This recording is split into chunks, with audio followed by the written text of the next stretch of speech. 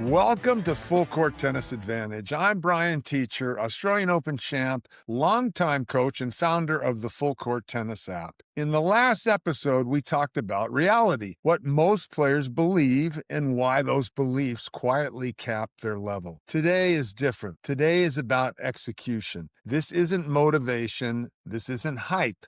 This is a step-by-step roadmap for how real players are built. And the key word today is verification. If you don't verify what you're doing, you guess. And guessing is why so many players work hard and go nowhere. Let's look at the first step, which is the stroke reality audit, okay? And let's start off by using full court tennis. And I'm going to tell you why.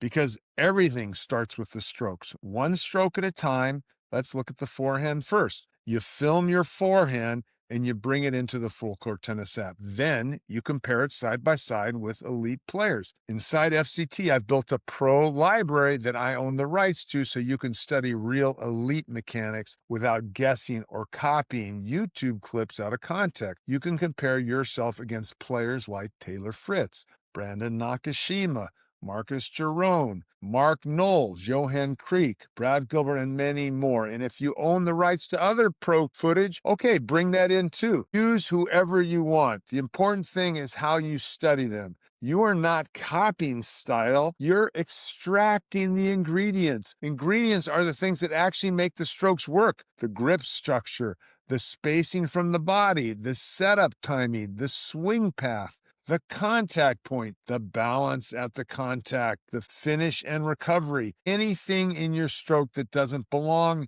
you remove it. No emotion, no attachment. Then you repeat this process with the backhand, the serve, and you choose the style, the platform, or the pinpoint, and then you commit and do the same for the return of serve, the volleys, right? The approach shots. You film, you compare, and you verify, and then you fix. That's how foundations are built. So here's where most players go wrong. You have to ask yourself an honest question. Who am I emulating? And then, an even more important one, what exactly am I emulating about them? Because most players say, I'm modeling my forehand after this player, but they don't understand what makes that forehand work. They see speed, they see shape, they see flair, and what they end up was what I call the Jedi forehand. Big slash, big swing, lightsaber through the air, no understanding of spacing, contact point, energy transfer, how the legs, torso, and arm actually sequence together. So the swing looks athletic, but the ball has no weight, no penetration, no reliability on pressure.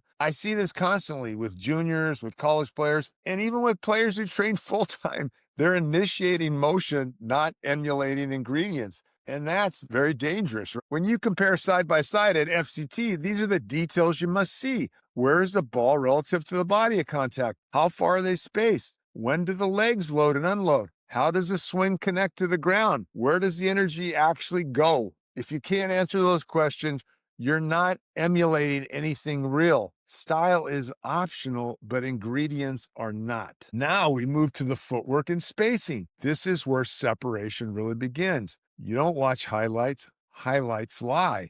You watch real points, full matches, elite players. See how they pick up the ball early and how they move immediately off of the opponent's contact and they keep their feet alive. Space the ball instead of reaching, right? They're always spacing the ball and picking it up, moving up and around it, and they arrive balanced. No lunging, no late swipes, no stopping and starting. And here's the key. You have to see that clearly in your mind's eye, just like I did. I got it in my head to emulate Jimmy Connor's footwork early in my career, his balance, his constant movement, how his feet never stopped and his swing matched his legs. I wasn't copying how it looked. I was trying to reproduce why it worked. That means you visualize it, you feel it, you force yourself to do it. And once you start training this correctly, you can't unsee it. You'll watch matches and your eyes go straight to the feet, to the spacing, to the balance, and you'll immediately see the disconnect in your own game. And that's what starts developing awareness. Then there's latency, which is the delay between what's happening and when you respond. So ask yourself, when do I recognize direction? When is my racket truly set?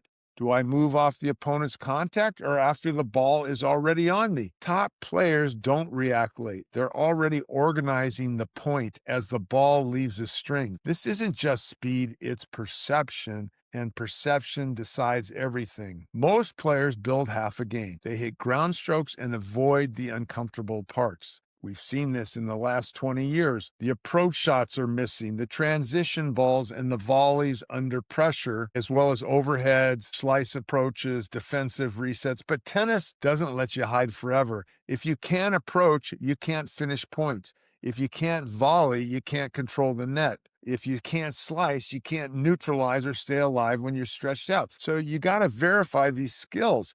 You need to be able to say, I can hit a controlled approach. I can handle an X ball. I can volley under pressure. I can use my slice with purpose. Otherwise, you're training hard with a limited toolbox. And that ceiling shows up fast. This is exactly where most players sabotage themselves. Say they're ranked 500 and they fantasize about being number one. Your brain doesn't believe that, so it doesn't commit. A believable ladder is different. If you're 500, the next step might be 500 to 450, 450 to 400, 400 to 350. And you just don't write it down. You talk to yourself in a way your brain can believe. I see myself playing like 450. My spacing is cleaner. My balance holds. My preparation is earlier. Then you push again. Now I can see 400. Short step, real steps. Confidence comes from proof, not hope. And this mindset applies at every level. The best players in the world keep upgrading. They don't arrive and stop.